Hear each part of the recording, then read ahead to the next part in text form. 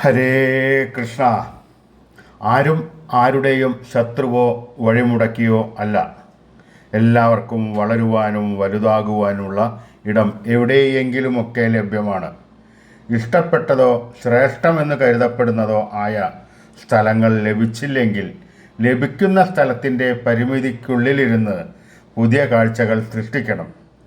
അപ്രധാനമായവ തിരിച്ചറിയുവാനും അവഗണിക്കുവാനുമുള്ള കഴിവാണ് അതിപ്രധാനമായ നേടുന്നതിനുള്ള ആദ്യപടി. വലിയ ലക്ഷ്യങ്ങളോടെ യാത്ര തുടങ്ങിയാൽ പിന്നെ ചെറിയ കാര്യങ്ങളുടെ പിന്നാലെ പരക്കം പായരുത്. എന്തിനാണ് എളുപ്പമുള്ള സ്ഥലങ്ങളിലിരുന്ന് മാത്രം എല്ലാ കാഴ്ചകളും കാണുന്നത്?